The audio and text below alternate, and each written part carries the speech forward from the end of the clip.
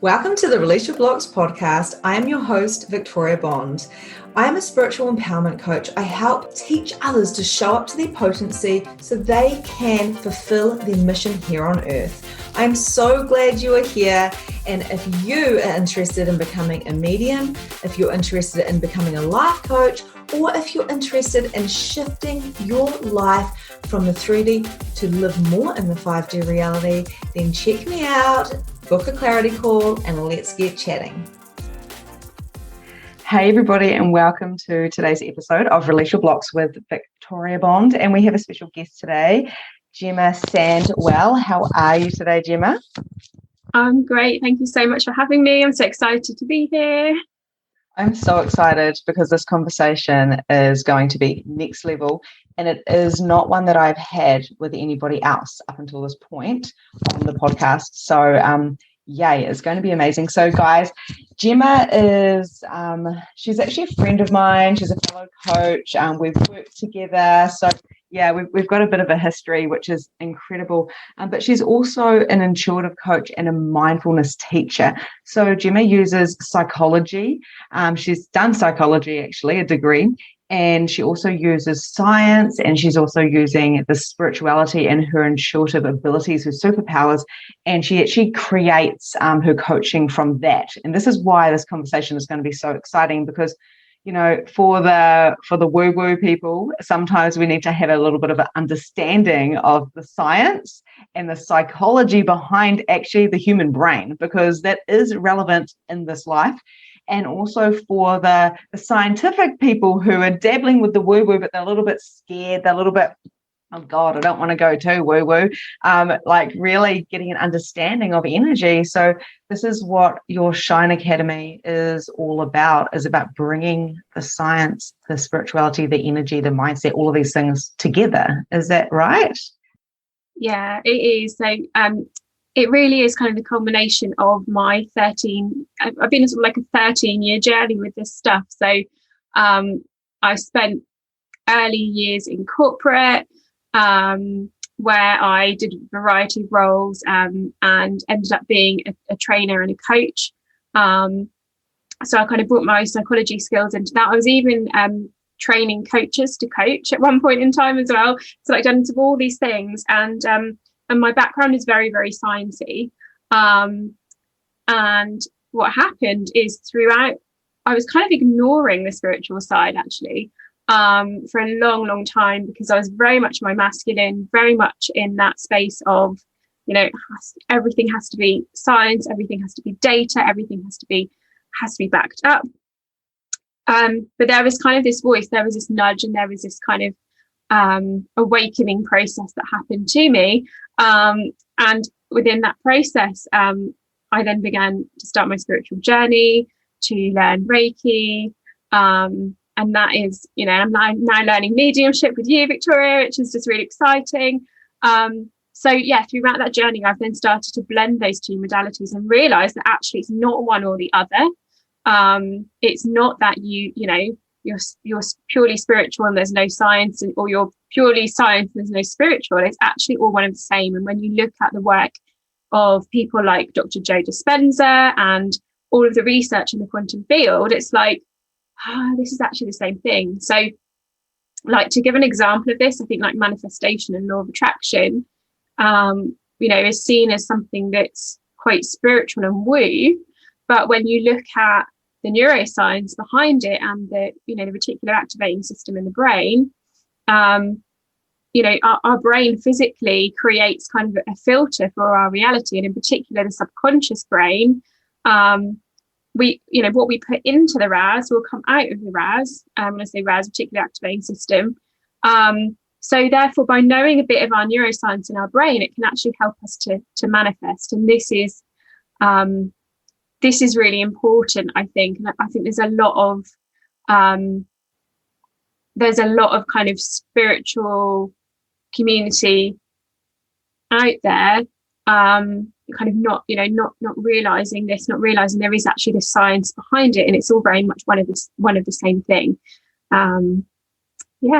And I think that's why we have so many spiritual entrepreneurs. And that's what actually I would call us, Gemma. I mean, we were just talking before, and yeah, we've got many names. We're like, we're entrepreneurs, we are spiritual leaders, we are guides, we're all these different things. But what really actually, what I'm really actually tapping into in this kind of reality at the moment, we're in 2021 as we record this, is that the leaders, the entrepreneurs are going more. So even our own coach, we actually share the same coach, and she was in corporate, and she was, even her work 5 years ago, or even like 2-3 years ago, was a lot different. It was very much go do this, go do this, go do this, like sales and marketing and da-da-da. But now she's gone like way woo-woo. But so I'm just having that understanding of that corporate, or, of that type of those systems and structures, knowing that, and knowing that that's just there to support you. But the true work is the inner work. Like, I love Joe Dispenza. I listen to him most nights, and Amanda Francis, and they've all got something in common. They're highly intelligent, so they utilize the systems and structures to fit them. But, intelligence doesn't really, it only takes you so far, because joy and happiness, it cannot be bought, and it cannot be like thought into reality. Like, it can be, but you have to have that backup of the energy. Like, you can't have one without the other, right? Yeah. So yeah, I think we are expanding and exploding, and a lot of my audience that will be listening to this as well are interested in the woo-woo, but they're kind of like, oh, is it too out there? Is it too woo-woo? What is the backup of this? I love what you say about the subconscious, and what is coming in and coming out and all of that type of stuff. Yeah, one of the things, I used this word earlier with you, didn't I? And I don't know if it's actually a word, whether I've made it up, so I'm just going to put that out there, which is the word light washing.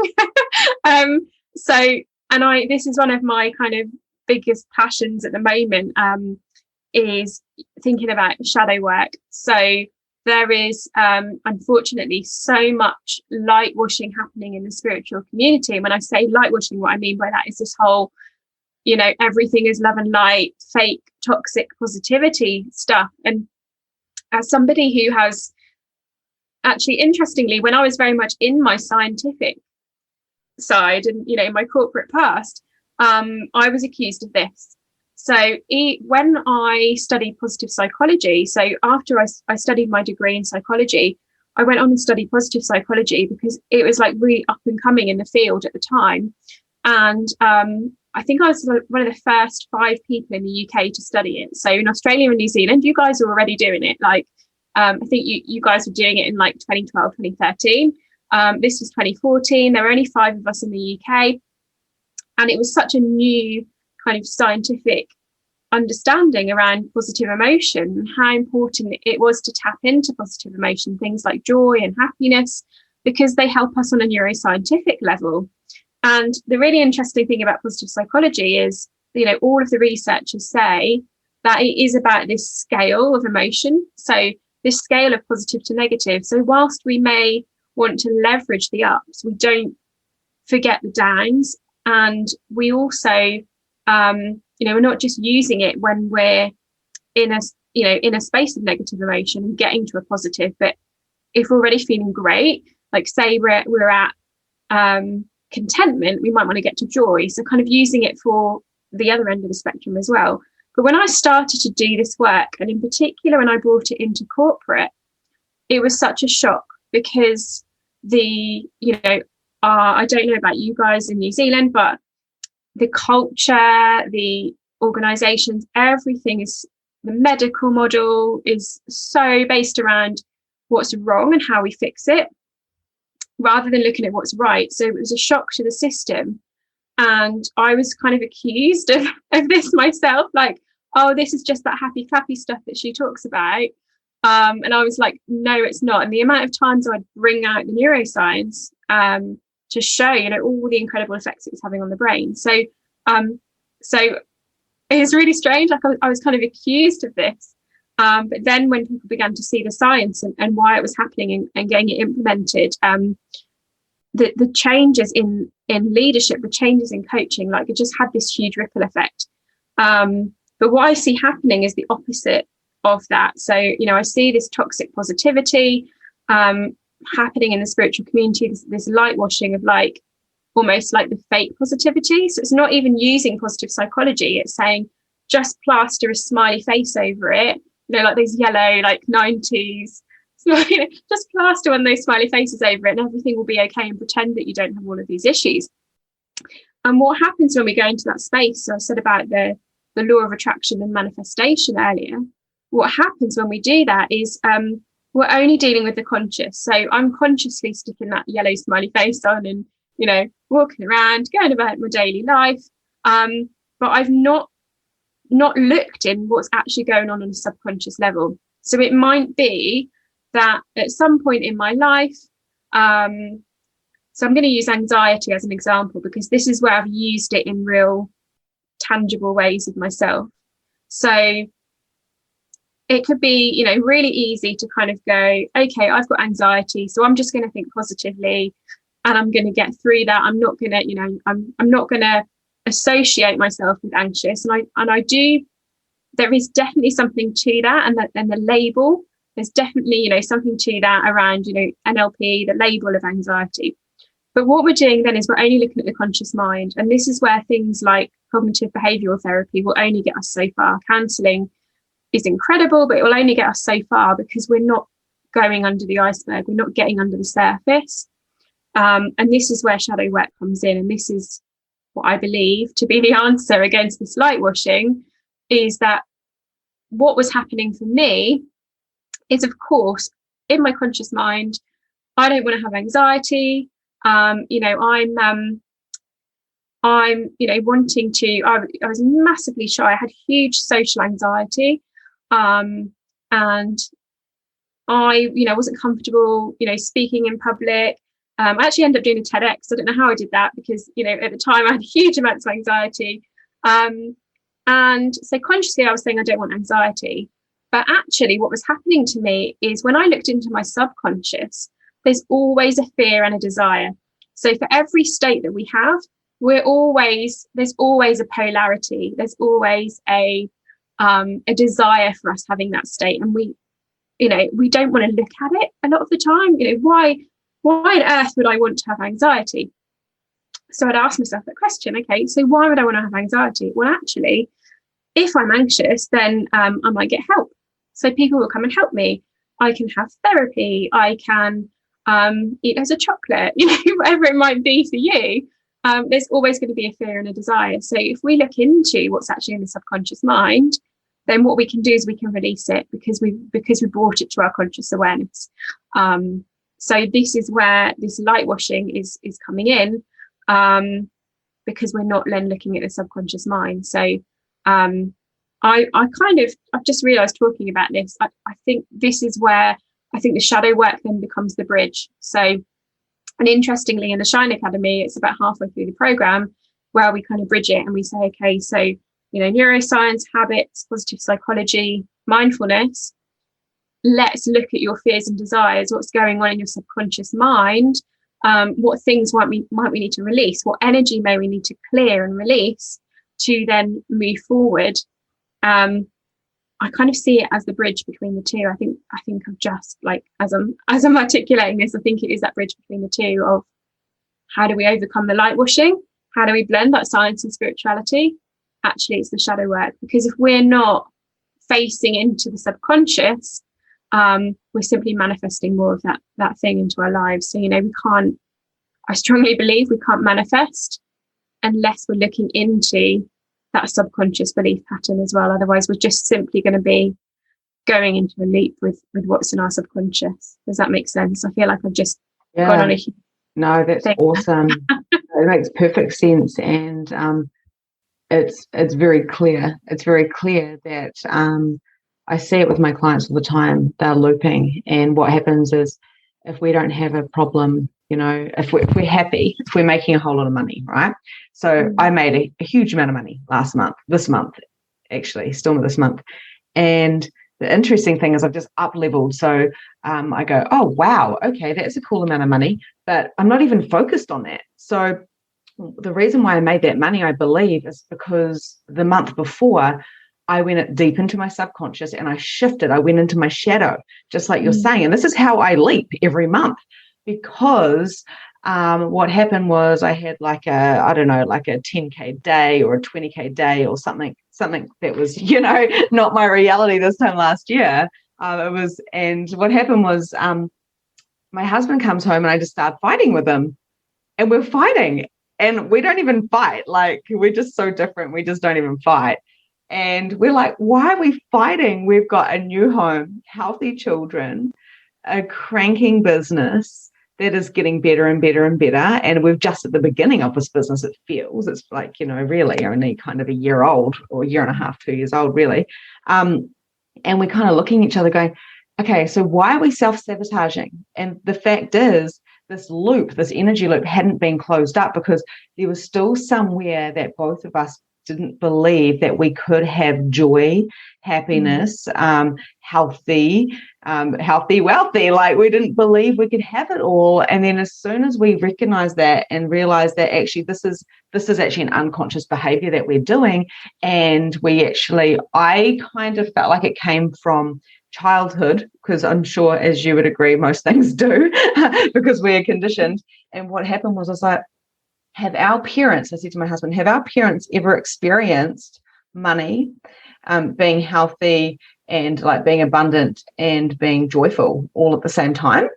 And I was like, shit, we've just outgrown our parents from, this particular age, with the kids and stuff. Now they're older and they're probably healthy and wealthy and all the things. But we had to smash out that reality that we thought, when we're 38, 39, and we've got little kids, this is what the reality looks like, because this is what is playing out. This is what's playing out in society. This is what's playing out here. This is what's playing out there. And I see this happening with my clients as well.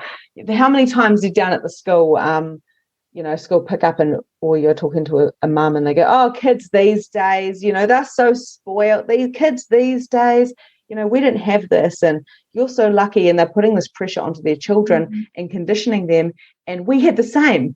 So when I'm talking to people that are quite unconscious in the areas of what they can actually manifest, I'm being aware that the limitations that they're putting on from their conditioning, and they've raised a little bit, that they have to come in and they have to put conditions in on their circumstances, because their mind, their brain cannot comprehend how they can have it all. So I think that's a difference between people having abundance and also being joyful, and the people that don't. So I don't know if that made sense, because I just went on about 10 different tangents then. But what my husband and I did is we just literally went, okay, well, can we have health and wealth and joyfulness? Can we have all of these things? And we're like, yes, we can. We say, are we willing to receive that? Yes, we are. And we've got to the point in our business that money isn't the thing that, it doesn't bring me joy at all. What brings me joy is connection, that deeper, deeper, deeper why, that deeper I, that deeper us, and a lot of people haven't even got to that stage yet, because they're still focused on, oh shit, I just need some more money. I just need some more money. So I'm sure you can coach the shit out of that, really. Like, yeah. It's so interesting, isn't it? Like how these beliefs are formed, and this is something that I experienced as a child, is like the money is bad belief as well. So we moved houses, and I moved schools to a better area when I was 10, I think, and I saw like this kind of up level in all areas of my life, and was like, oh, wow, like these people have this house, and and it felt really good.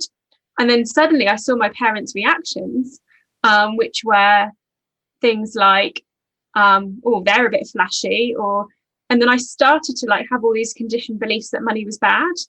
And it wasn't until probably like a couple of years ago when I had the realization that actually money in the hands of really conscious people is such an amazing thing, and how you'd be able to give back on such a level, and that money isn't good or bad, it's just neutral, it's just a resource. But it was like, but it's like people don't, unless you have a coach or, unless you really dig into that shadow work, you're not going to know. And I think this was actually the title of my TEDx was "You Can Change Your Life." And I think this is like what I want to like shout from the rooftops is like, you can change these things, but you've got to be kind of, you can only change the things you know about. So yeah, I think the more like we talk about this kind of stuff and the more we share this kind of stuff, the more it might just start to, someone might just get a little nugget from it and be like, oh, okay, maybe I can look at that, and it will start that process. But you don't know what you don't know. So yeah, it's kind of shining that light, isn't it? And that's where coaching can come in. But yeah, I think even just if someone asks themselves like, okay, I've woken up today, I'm feeling really angry today. I felt angry for a couple of days, rather than plastering smiley face on it. It would be like, okay, well, why might I desire to be angry? Like, what's behind that? And actually doing a bit of work around that and allowing yourself to be angry, to express that anger, to dance, journal it out, whatever it is that might be, to release that. And then, of course, move into that high vibrational state, but not try and force it.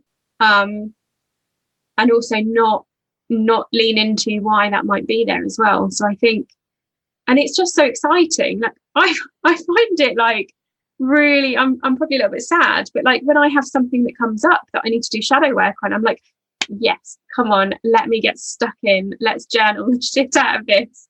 And I get really excited about it. And then I clear it, and then something will happen and I'll up level. So I just think it's the most incredible work. It is. And this is something we've been taught not to do. Do not dive into your problems. Do not, I'm trying to find the right word, but like my mum would say, but, don't focus on the negative. Don't focus on, but we've been told these things and we take things literally. So the truth of the matter is when we see the truth and we acknowledge it and we're aware of it, it takes away the big bad kind of ugly shadow, which the truth of the matter is, if you picked that up when you were like 6 years old and then you look at it through the eyes of the, however old you are now, you can look at it as the observer and go, oh, okay, right. So it actually makes it disappear. The shadow is, it's a mouse, it's this tiny little mouse with this light on it, which makes it so big. So it's not dismissing it, but it's really seeing it for what it is. And I think that's what shadow work, it really is. It's kind of going, what deep, dark fears do I have? And are they still relevant? And why am I desiring to hold onto this? What is that giving me? And it's giving me that. It's giving me something more than actually having the ease of it. Because that's the truth of the matter. If you're not making the money, if you're not healthy, if you're not joyful, if you're not happy, it's because this shadow is actually giving you something greater than what the light is. Because we are in a world of polarity. We are in this, we're in different dimensions all at the same time. Now, we haven't been taught this, but the truth is we've got the mind dimension, we've got this energy dimension, and there's a ton of entities. Like there's entities that we've created, and then there's also these mind, like I was saying to you, Gemma, having those mind viruses. We're getting obsessed with a thought, and yesterday we both had a little bit of a wonky day, and we're both intuitive coaches and mediums and mindset teachers, and it's like, why are we doing this? And we both delve deep into, why am I feeling this? And is this still relevant? We both realized that what we were feeling wasn't, and it was different situations, of course, but it's not relevant. It's not relevant anymore, because that actually was that maybe the 15-year-old Gemma who was feeling those feelings, and the 15-year-old Victoria. So when we see that and we put on our big girl pants, really, and just go, right, okay, let's put on the pants that fit me now. They're a bit bigger now, but you know what I mean? It's what is that shadow actually giving you, and what is that truth? Because the fear of failure, the fear of being seen for who you truly are because you're afraid that it's not actually safe, that's actually a lot of the time not relevant anymore. And the minute you see that, and like you said, if one person hears this podcast and they got that golden nugget and it literally starts transforming them into more consciousness just from the vibration, just from the energy of this vortex, then our job is done, because you're not here to understand everything we're saying on an intellectual kind of basis. I didn't do psychology, but I've got a life full of experience and understanding what is coming up, seeing it, and then going, what am I actually choosing now? So using questions like, I know we did a podcast for you and we're talking about who does this belong to, return to sender with consciousness. And you're talking about, the desire of holding on to it and all of those types of things. So the questions you said is like, why am I desiring to feel angry? And another question could be, like, why am I choosing this? And what else could I choose that I'm not aware of yet? Because like you said, Gemma, we are not aware of what we're not aware of. Like people don't realize that they can have like 10 plus K months with ease or 100K months, or $500,000 years with ease just because they're themselves. It doesn't even comprehend for them, but they've never asked the question, is this available for me? What could I do to tap into that energy? And if they're not asking for it, then how can it even begin to manifest? And there's another layer to this as well, just which is around uniqueness. So I think this is another thing I think to get across, is that you and I, we use human design, and that's one example of our uniqueness. In the Shine Academy, we use strengths.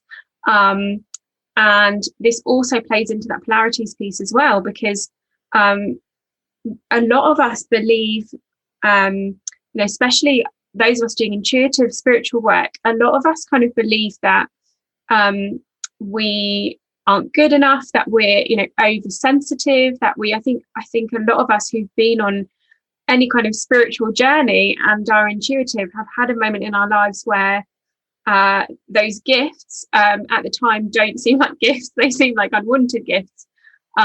So like my example of this was I was in my corporate job, I was working in London, and at the time I was working in London was when I had my kind of massive spiritual awakening, which couldn't have come at a worse time, when I was burst wide open and was suddenly surrounded by this hustle bustle, these big buildings, this toxic energy, and I was just floored energetically, and I thought there's something massively wrong with me. I was even doing the shadow work, so this was a situation where I didn't necessarily need to do the shadow work on it, because it was like, why is London traumatic? What about my childhood is triggering me about London? I kind of went in these loops. And it was just basically that I'd had a spiritual awakening.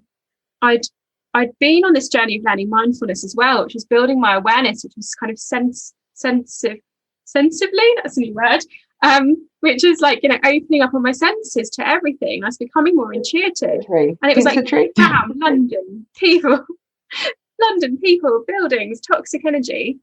And I went to the doctors and I said, I just can't cope. London is making me physically ill. And the doctor said, here you go, here's some beta blockers.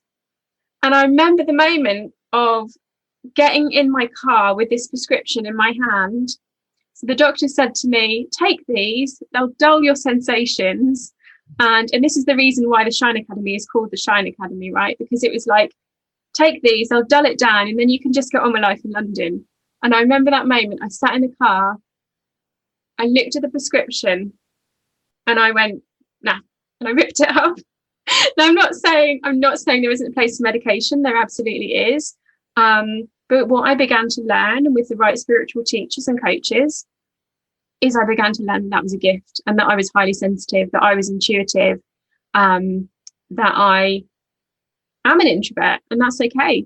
And that is my gifts, and that is my superpowers, and that is what I help others with is that, you know, I can help you transform that into a superpower, and we don't see it. And so yes, you know, we need to do the shadow work. It's really, really important, but sometimes just to balance that, some of these things can be gifts as well. And I think this is when we do the shadow work and we clear out these triggers. Or, you know, if you believe, I was watching a video today, so this is kind of hot off the press. A lot of this links to karma from previous lifetimes as well. And shadow work can actually clear not only childhood, but it's clearing the karma from the previous lifetimes. And then once we clear that karma and we just become that sort of clear vessel, then we can actually see what our unique gifts are. And so there was nothing wrong with me. I did not have some trauma related to London. I was an incredibly gifted being that needed to shine her light even brighter. And I had that moment of choice, you know, that moment of like that split second where I could have gone into the pharmacy and got the drugs versus that choice that I made to rip it up and to step into my power. Yeah. Another tangent, but hopefully relevant. That's a beautiful story, and it's very similar to mine, actually, apart from the fact that if someone did give me drugs, I would have taken them. I was at that point. And thank God that the doctor didn't give them to me. Interesting enough, I was always like, half of me was like, fuck you to the doctor, because I didn't say that to her because she wouldn't give me the drugs. Or my husband, because we went in on the same day because we were both depressed. We got these two beautiful little children, and we felt like we were dying, you know, and there was no sleeping in our house. I was going insane, as well as having spirit and all of these gifts, just like you experience, these sensitivities that we were having. I couldn't even leave the house. As you said spirit, something just happened. Sorry. As you said spirit, Zoom the things just started moving around on Zoom just now. I haven't touched it. Oh, that's so funny. Yeah, so it's just so interesting because, like, it's with these drugs and stuff, and so I've just been doing a program with Eckhart Tolle, and the most amazing thing about it is he says, you know, people go through a massive breakdown, really. So a lot of people go through a breakdown, and I'm sure you could explain this with your psychology, but what happens is we literally die, like a part of us dies, and then our human goes, are we going to die or are we going to live? Like, what are we going to do? And we both had to make those choices. Do we take the pills? And mine was like, do I die or do I live? Now, I wasn't going to physically go and kill myself, but I knew that if I made that choice not to live to my fullest, I was going to settle. I was going to settle for an average marriage. I was going to settle to be an average mum. I was going to settle to be an average this and an average that. And I always said that I was perfectly average. I'd already created that in my head because I'm not highly intellectual. I wouldn't be able to do psychology because I can't spell, you know. So I felt like I was basically, you know, I didn't even try at school because it was too hard. So I thought I might as well even try. I'm going to fail. I was always told I was average too. And the point of the story is, like, it's when you make that choice to live or die, it's not just a physical one. Living is about waking up and going, what can I do today? What can I do? Now, you and I both have been thrown so many curveballs. We both could have cried and given up and gone on the meds. And this happens to a lot of people, but like Eckhart Tolle said, you know, unfortunately, a lot of people take their lives.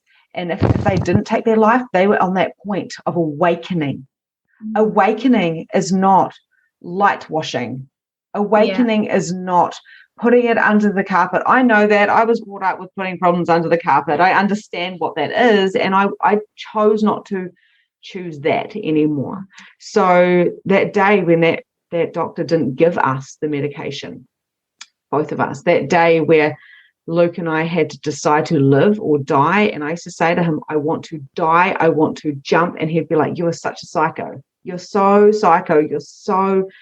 You're like, what are you up to? And I was like, I want to die. And he was like, inside, he wanted to die too. And I know this sounds really negative, but what I'm trying to show here is that our health, our wealth, our happiness is all real now. It's real. And that was only a few years ago. That was only 4 years ago. We were both at the doctor's. My husband went and jumped off a cliff into water. And it was the first day we had, which was a good day, the first day in a couple of years, because we were so exhausted. And he actually fractured his spine. So he had 6 months off work, and we were just about to buy a business as well, because we were doing the whole, okay, let's just do the human thing. And the interesting thing about it was going through that breakdown and Luke hurting his back and us having this do we live, do we die, awoke us up. In that hospital, I sat there and I said, how could you do this? I'm so angry at you. You went and you broke your back, literally. And we looked at each other, and we had these, I'm feeling quite emotional actually, and we had these tears in our eyes, and he said, oh my God, I could have died. And it was that moment that we realized that all of the stuff we've been going through wasn't insignificant, but we had a choice to live. And we've lived every day since. And that means we wake up and we live it. We both woke up. Now, you don't have to have a huge drama like that, like both of us, have been through. When you went to London and you were empathing on everybody, and I was empathing after having children and stuff. But sometimes the biggest things like that, the biggest traumas are the things that wake us up, and then we get that choice. Do we live or do we die? And that is not a physical thing. It can be a physical thing, but you can choose to wake up and see the beauty in the shadow of what that trauma was trying to teach you. So that's why shadow work is so good, because you dive deep into that. You don't have to stay in that hole. You can shine brighter and brighter and brighter.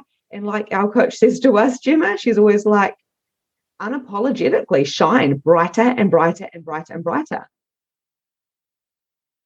Yeah. Here's my so I had something that I was going to say, and it's just like, oh, it's gone. I think, that was it. So a friend of mine has a phrase that she uses, which is, I see dead people. And she doesn't mean that in the sense like that you do with your medium work, Victoria. She means that in the sense that there are so many people. I'm also like the Matrix films coming into my head at this point in time as well. Like there's so many people just walking around like dead people. And actually it's like, there's a whole, no, this is Aladdin, there's a whole new world. There's a whole new world out there. Life can be different. You can have this kind of joyful existence, but we don't get there through light washing. We get there through applying the neuroscience of applying the habits to our lives, doing the deep inner work, doing the healing, and that is what makes us shine, not by plastering light all over a shitty situation, because that's just as bad as walking around in the shit, because you're still in the shit. You just haven't you just plastered over it. So yeah, you can probably tell I'm on a bit of a mission with this stuff, because I think, just if I can just help one person just see that their reality could be slightly different, even if it shifts them, like sometimes it just takes that ripple of like 1% even, just to realize the things that can be changed and how that can impact on your business. So like my own example of this is that so another thing that I'm passionate about is I've got all these things. I'm an MG in human design, which means this conversation's very non-linear as well. So sorry about that. But my first business coach that I hired, which was when I was doing my business as a side hustle this is about 2016, said to me, well, you're really good at mindfulness, so just calm down, kind of was her theory really. Just calm down and just focus on one thing, because you're so all over the place. So you just need to like niche it down, just calm down, just teach your mindfulness courses. So I went off, took her advice, and all of my psychology, my positive psychology, I was, starting to kind of get these niggles of like, so I'd already had at this point a medium say to me, you need to be a Reiki healer. So like all of this stuff was going on. I was pushing it all down, and all I was doing was teaching my mindfulness courses. And so I wasn't shining. Yes, I was shining for specific people that wanted to come and learn mindfulness. You know, there's a very specific pool of people that wanted to do an 8-week mindfulness course. But I was teaching them that, thinking, okay, well, let's just, like, I felt like I was like disobeying my coach, because I was like, well, let's just bring a little bit of the positive psychology in. Let's just bring a little bit of this in. Let's just do a meditation and see if spirit comes in. You know, and I was kind of doing it like discreetly, like putting all these other things in, but massively like dull in my light and only focusing on one thing. And I think this is the thing as well, is that like everyone has these incredible, unique gifts and talents. And actually shining your light is about bringing those all together and using all of those and being all of you. And actually, yeah, I did have to do a lot of that shadow work to go through that process. And I see this in my clients as well. You know, it's like you know, opening a gate for them. And once that gate is open, and I'm sure you see this with your clients as well, once that gate is open, it's just like letting a horse off at the start of a race. You know, they just flourish. And some horses are faster than others. Yeah. That doesn't actually mean anything, because the thing is, you know, one horse, I see this all the time. I'm sure you see this as well, Gemma. Like, I'll have people that are so active in my programs. They'll consume it so fast. They'll love it. They'll be the most active. They will talk the most. They will be like, and they love it. And you're like, yay, I love interaction. This is great. And then what happens is they burn out real quick. They don't integrate it as fast, and they go, and they end up back at square one. And you're like, oh, like, how did that happen? But then you've got these other people who are a little bit slower on it. This is just showing that we're all different. And people go, I'm so slow, Victoria. I'm so slow, Victoria. I'm like, oh my God, there's no such thing. There's no race, right? And these people, a lot of the time, will stay with me for years and years and years and years. And you think they're not getting anything out of it, because they're like, I'm not getting it. Because of course we go to our mind, even as coaches, because we want to serve the best we can. And then they have these huge awakenings. So I woke up overnight, basically. That's what happened to me. It sounds like a similar thing happened to you as well. We had a build up and then we kind of woke up quickly. So that's why we really like. Yeah, exactly. And it's amazing. No one can see my hand movements because we're on the podcast. I'm doing this kind of like finger clicking. Finger fast. Yeah. Boom. Yeah. Just to describe it for everyone listening, just so you don't miss out. Yeah. And it can happen that fast, but at the same time, being in the vortex of this podcast, being in the vortex with each other. And I know we were talking before this podcast saying we're both rising together, we're quantum leaping together, because we're in each other's vortex. That's what's happening. That's enough for people, if they're following you on the Intuitive Entrepreneur on your Facebook group, or on me for holistic energy shifting, or listening to our podcast, right? Whatever it is, it doesn't matter how much kind of interaction they're having with us. It's a choice on whether they are willing to shift and change their level of consciousness and how much work they're willing to do. Now, this deep shadow work, of course, having a coach to help you through it, to actually bring up the stuff so you feel safe, is a really good idea. But there's nothing from stopping you from going to have a bath and asking the questions. The questions of, what is my deepest, darkest fears? What are my deepest, darkest fears that I don't want anyone to know? And I don't know about you, because you do a lot more of the shadow work with your coaching than I do.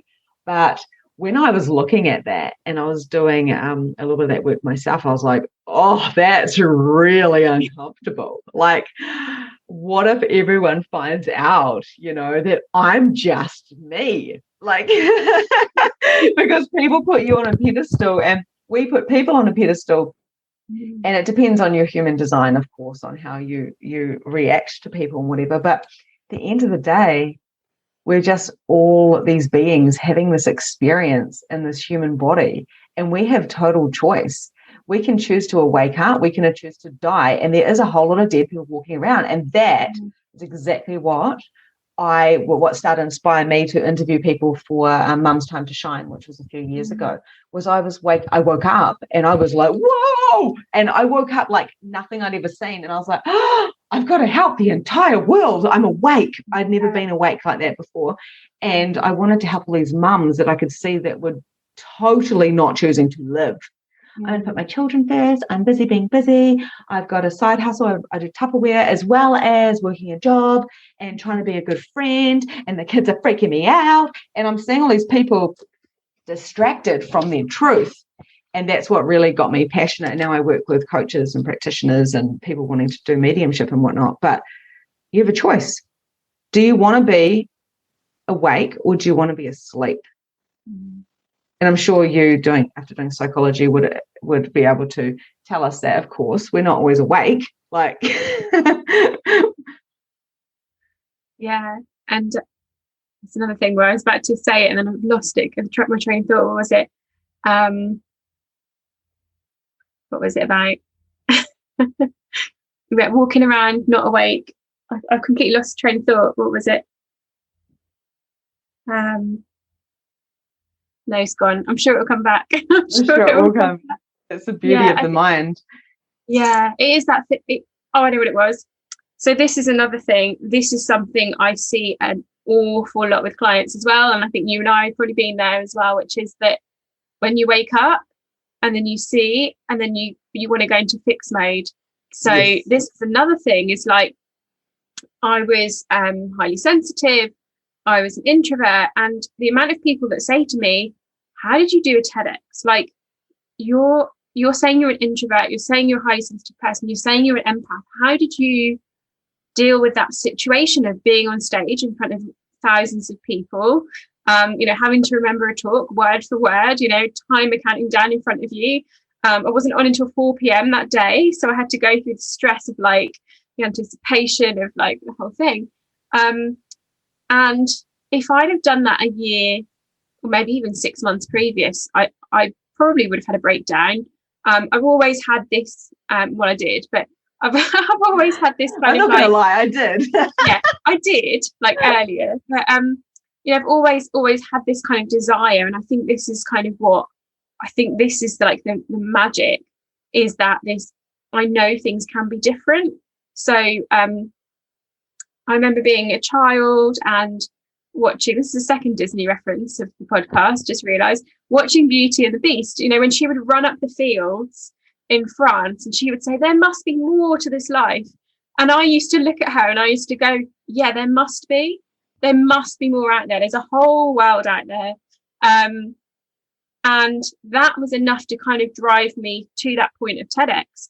But there was all of this anxiety, all of this low confidence kind of in the way of that, almost like this push-pull, this yin yang. There's a whole world out there, but no, I have to play it small. And so when I awakened, what I started to do was try to fix everyone. And I didn't do that at all. Trying to fix everyone. I can like, come look at this thing. So especially in corporate, right? Come look at this thing over here. Like I was working with leaders who were leading teams in corporate, and I'd be like, look, I can see this thing with your team. Like all you need to do is just do a strengths profile on them, and and just come look at this and come look at this. And I could see all these things that needed fixing. And what started to happen is I was leaking loads of energy because I was trying to fix everybody. And I see this happen with my clients as well. They start to get a nugget and then they try to fix their partners, their kids, they kind of go on to this, like they get so excited about it. And that starts to leak energy. And then where I was at is I was leaking so much energy that was then fueling like I'm an introvert, I'm highly sensitive, I can't deal with this, I don't have enough energy because I'm so highly sensitive to it all. And you were trying to prove, right? You were also trying to prove your worth because you had learnt this stuff and it was this is where that light washing annoys me a little bit sometimes, because it's like, oh, I've got this gift, so I have to share it with every single person I know. Because if I don't share it, then I'm not doing my mission on earth. And then you start oozing and oozing and oozing and oozing, and then you basically fuck yourself. It's ego, isn't it, at that point? Yeah.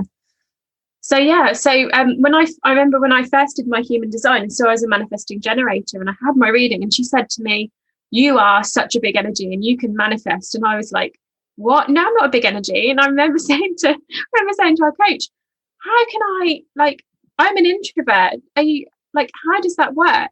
And it was just basically because I had these energy leaks. So as soon as I stopped fixing, as soon as I started just standing in my power and setting boundaries, I even cut. It's not an issue anymore because I've split up with my partner, but I'd even like cut out some toxic family members as well, that were really, really, really toxic and were making me really physically ill when I spent time with them. I don't think any of them will ever listen to this podcast, so I think it's fine for me to say that.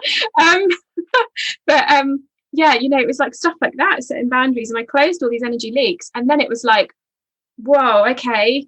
And then, you know, clients started coming in, and people were coming in out of nowhere, money was coming in out of nowhere. I was manifesting things, and it was like, do you know what, I am a big energy, and I'm going to own that. And I don't know what point I was trying to make this whole thing, but I think you are a big energy. I promise you are a big energy.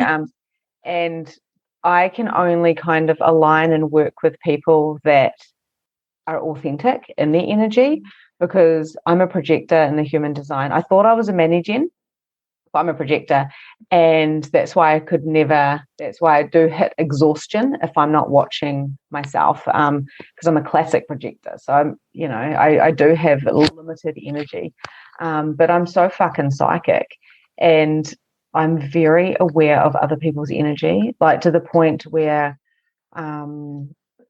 like it's just ridiculous how aware I am. I can read the energy more than the words, and that messes with me. So anyone who feels that this is resonating, as in like, you know, oh yeah, I can see the lies and the motives and the agendas and all these things when someone's talking to me, and I'm like, you're lying to me even though you're smiling. You know, you're not crazy, because this is legit. Like, and that's why you and I, Gemma, were so attracted to each other. And we talked about that on the last podcast we did. We're like, oh my God, yo, what's up? Like, and I think the first time we talked, it was like, hey, I think, I don't know who reached out to who, but we ended up having this conversation, which I don't do with everybody because I've got limited energy. And it was like a dating site. It was like, hey, I'm attracted to you. I'm attracted to you. This is magnetic. It was really funny. Yeah, let's play. Yeah, it was, wasn't it? I think we went straight to the whole, we're going to work together or do something. Don't know what it is, but this is going to be exciting. And then we just kept tapping in. And, you know, that's because we're good at reading energy, and it's a clean energy. Now we can see, you know, leaky energy. We can see ego. We can see people that are unconscious. And we can see that because we're not in judgment of it, because we have been all of those things. This leaky energy that you're talking about, this is something that, of course, I go straight into with magnificent mediumship, is the leaky energy, because it's something that I have done. I know it very, very well. And you were talking about healing every single person, you know, and using these gifts. And I realized that I was an energy clearer before I realized I was a medium, because it was just like, you know, God gave me what I could handle at the time, and even though I thought I was going to die, and it was very much, I cleared every single person I knew. I basically went through my yearbook at school. I cleared everybody, because I was told that I was a starseed and I was gifted. So once I got my head around that, the fact that I was actually not from this planet, which blew my mind, being brought up religious.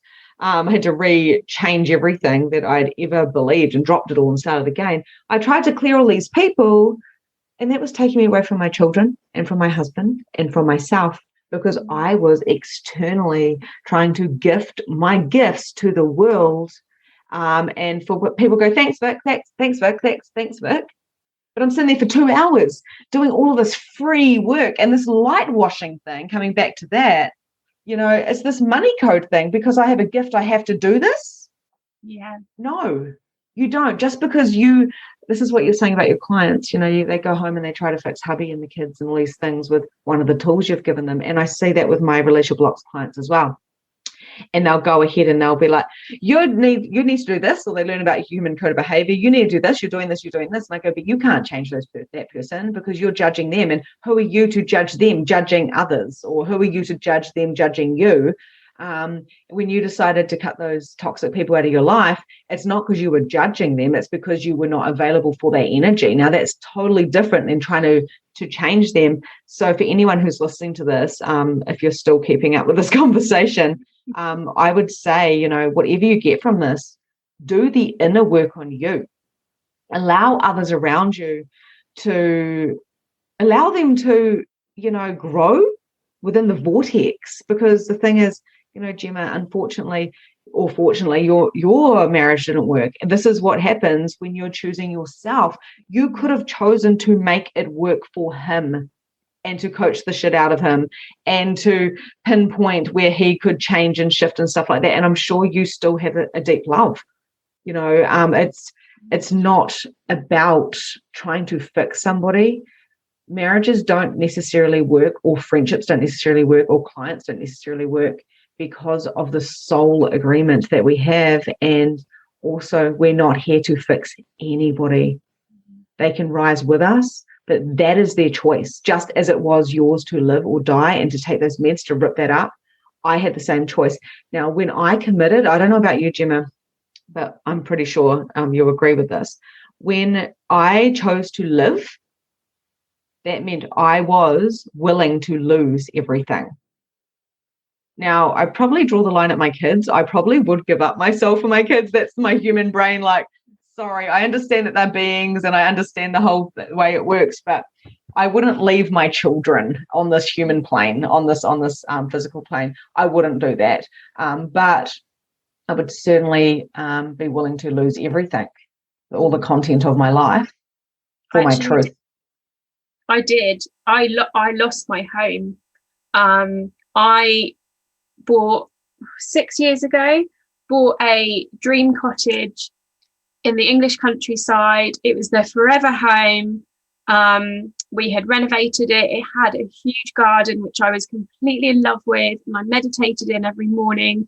There was views of the fields. There was nowhere else like it that I had seen. It was absolute dream home.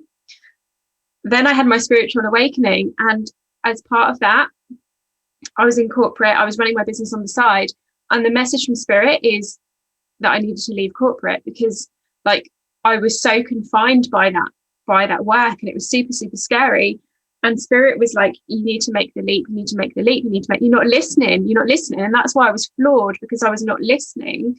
And actually it was flooring me so that I could then rise up and kind of bring these gifts and share these gifts and share that, sensitivity is a really good thing.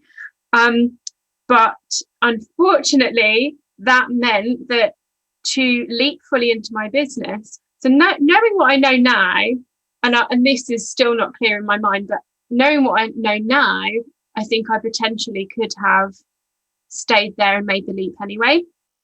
But it sounds weird because quite recent, my ex was very, very, very practical, very logical, and didn't necessarily put pressure on me, but said, right, well, if you're going to leave, then we're going to have to reduce our outgoings. If you're going to leap into your business, then we're going to have to do this. Even though, I knew in my heart that it would, if I'd, in fact, it's even in my design, take the leap and the net appears. So yeah, I actually gave up my dream home, moved into the suburbs, paid off some of the mortgage to enable me to follow what Spirit was telling me and to take that leap into my business. And it was just and do I still miss that home? Yes. But is my purpose more important and more aligned and not being burnt out from corporate? Yes. And I've also like we've talked about, I've also let my relationship go because it wasn't serving me. Again, it wasn't aligned. My ex worked for the organisation that I used to work for as well, so that he was still bringing that energy into the home, and I've had to let everything go. So I've literally, you say about it, literally, I've lost friends who've just kind of not aligned anymore and have gone. I've lost a home, not lost it, but made the choice to leave it, to follow my path, to follow my purpose, to follow that, and it's been super, super rewarding. I've, had the most amazing couple of years.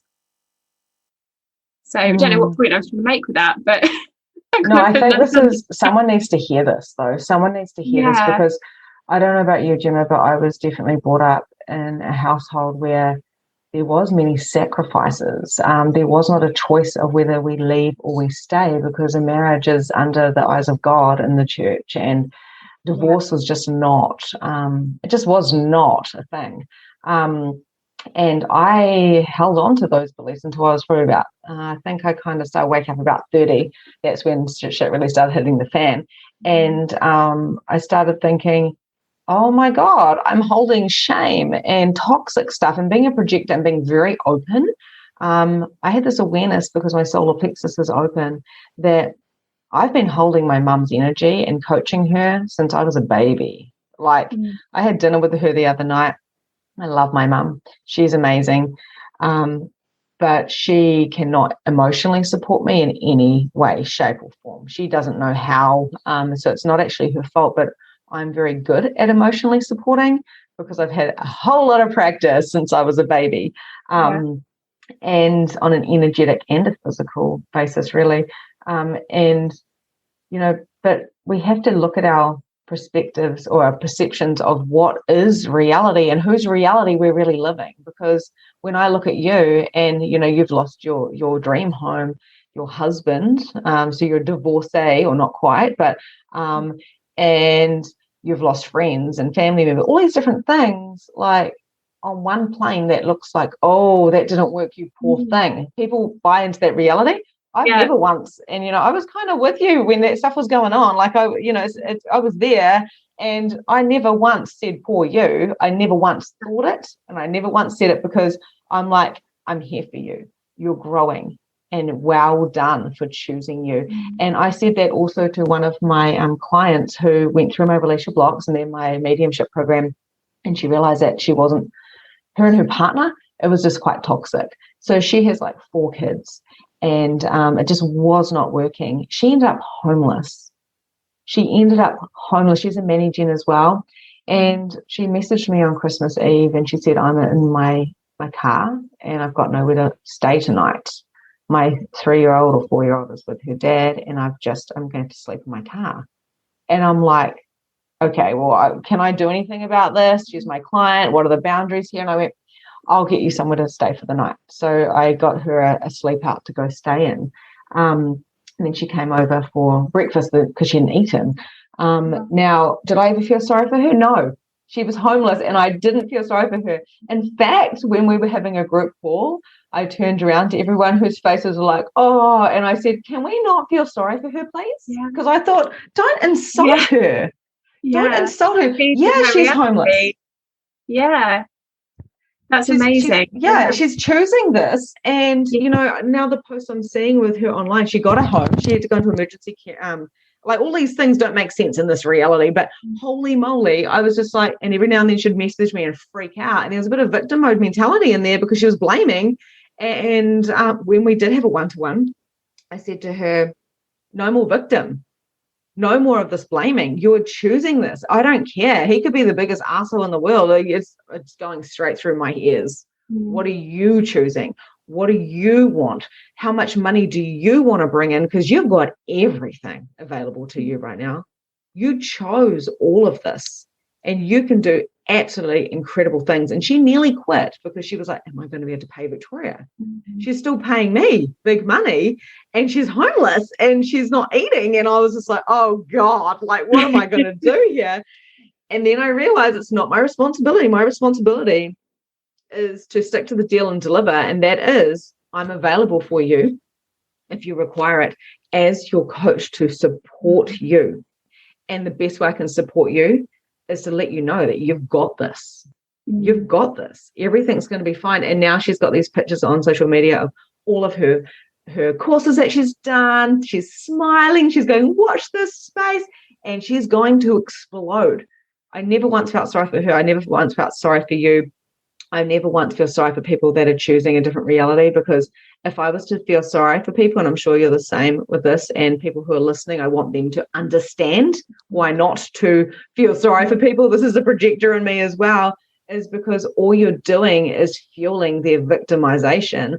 All you're doing is fueling that polarity between how the other hurt them or how they are different, when the truth is we all have exactly the same amount of opportunity to create money and health and joy. And you've just hit on something, hit on a nerve for me there, and something I want to share, which is not just light washing in the spiritual community. And I don't know what the word is here, but the coaching community. This is another thing that I'm super passionate about.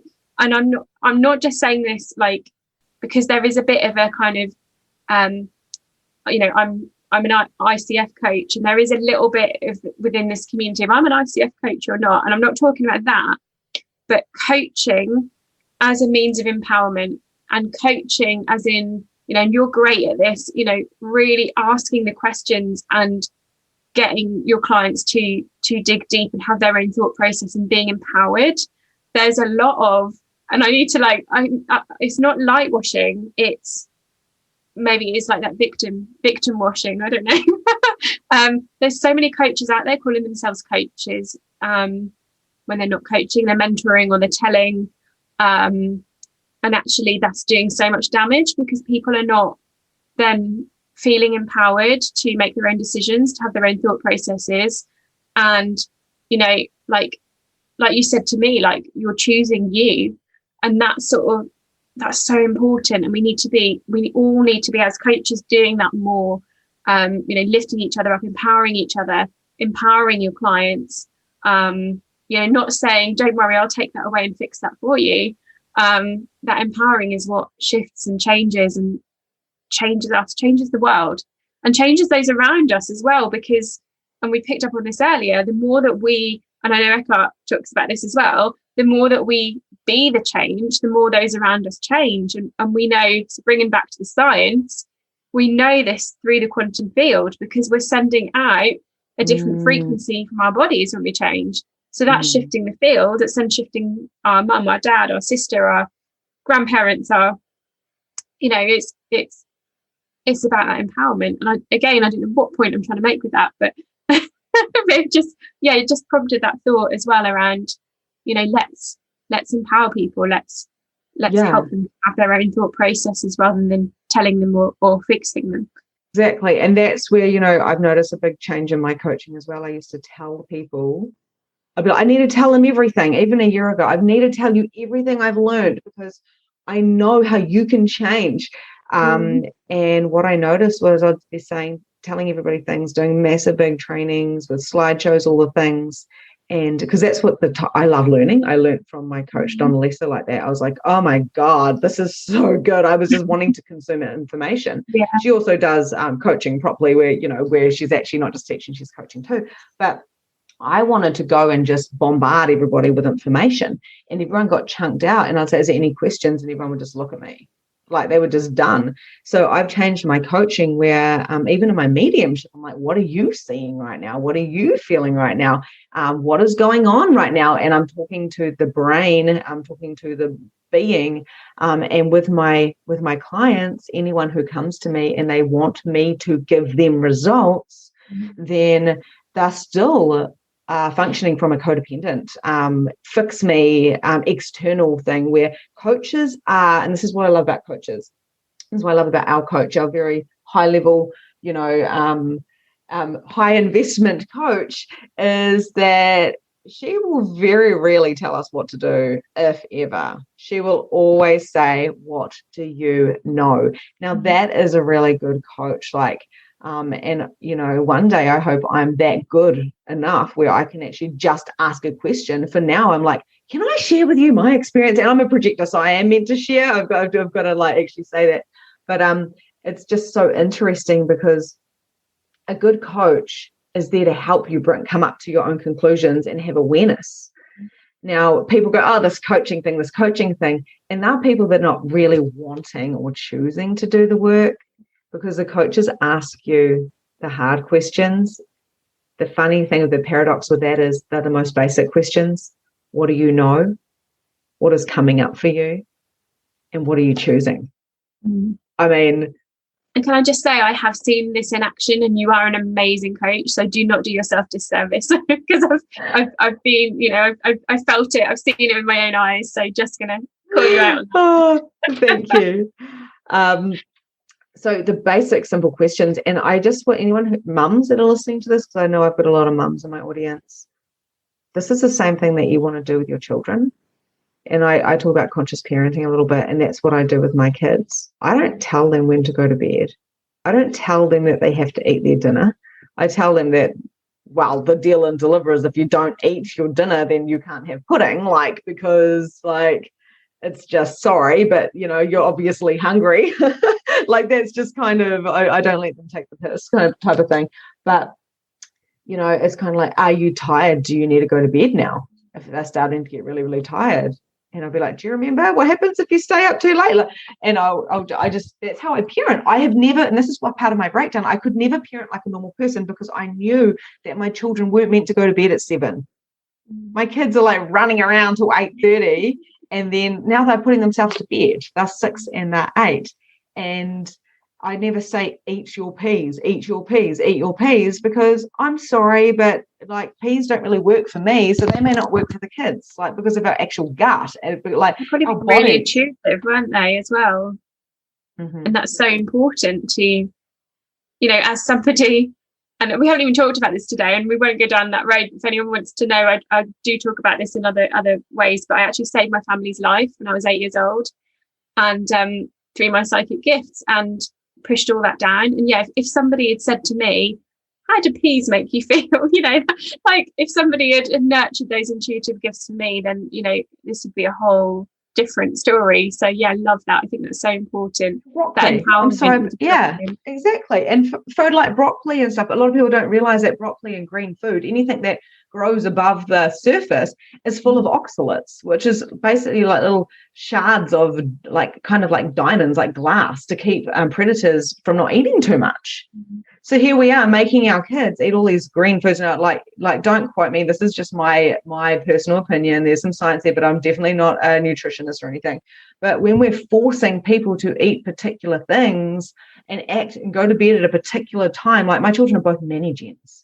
So they've got to exert as much energy out as possible, and then they crash out and they're happy kids. I actually need to go to bed before them sometimes, and my husband's a generator. But what we do in our family, and this is the same with our coaching clients and our friends and everybody, is, my son was being a bit of yesterday. So he's got an open solar plexus as well. And he was like, I want to eat now. And he's got a bit of anger, and it's coming through. And I was like, oh, goodness. Anger. Anger. He gets hangry. And my husband turned around and goes, CJ, who does this belong to? And he actually said that as well, because I believe that how we parent and how we're in our relationships and how we're with our clients and how we are with the supermarket lady, like you said, this amazing story about this, the ladies at the supermarket today, and a manifestation of just these people in your vortex. Everyone is in your vortex. How we are with them has a ripple effect. So with my kids are not just little children that are a pain in the ass because I need to feed them and they cost money, which a lot of mothers have that point of view. They're these beings that give me gifts every single day, and I can ask them questions. What do you know about that? What is your truth about that? Who does that belong to? And okay, are you willing to let that go now? Simple questions like that, and they're just these happy kids, and I actually let them come up to their own decisions all the time.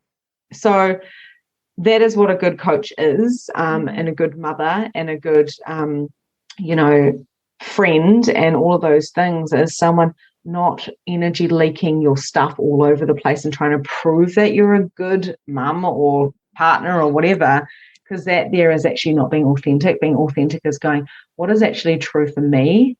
And, looking at your own shadow. And neuroscientifically, that's when everything starts to shift. That's when the fight or flight mechanism in the brain starts to shift. We start to shift into that place where our prefrontal cortex, and I'm going to bring some words prefrontal cortex is then becoming fueled, and that's when we then manifest, and we then bring all those things into our lives. It's that simple, isn't it? Not fixing, setting boundaries, and stepping into your truth and power. It really is that simple. Even though we've talked about a million things on this podcast, I feel like actually that is what it's about. Those things, setting those boundaries, your unique gift, stepping in your power, and not fixing people is kind of the yeah, absolutely. And exactly, after everything, to summarize it as a perfect summary, Gemma. And this is what we talked about on Magnificent Mediumship last night, actually, is what is protection? Protection is standing in your power. When you're in your power, the people are going to try and knock you off your perch. That's what's going to happen. But if you're in your power and you practice this every day, then what's going to happen is you're strong, you're knowing, and you always know the answers for you. Gemma, how can we find you? How can people find you? So the Intuitive Entrepreneur on Facebook. You have got the Shine Academy, and I'm going to be on there. I'm so damn excited to be a part of this. So excited to have you on it. It's so cool that we can do each other's programs, that we can help each other on so many different levels as well, because you never can do too much of the stuff, really. And so that is starting on the 15th of April. The Shine Academy. If you guys want to go deeper into this and actually integrate the change. And so, yeah, Gemma is going to give me all of the show, all the details for the show notes. And if you were interested to do the Shine Academy, now you don't just do it one off. Now there will be a waiting list as well, I'm sure. So if you missed that opportunity, still reach out and follow you, because you've got some great content. Is there anything you want to add before we hop off? We've gone a little bit over time, but it's been so fun. It's been awesome. Yeah, I've got loads of free training in my group, so feel free to come and join and check that out. All sorts of things, including shadow work. We've got some shadow work training in there too.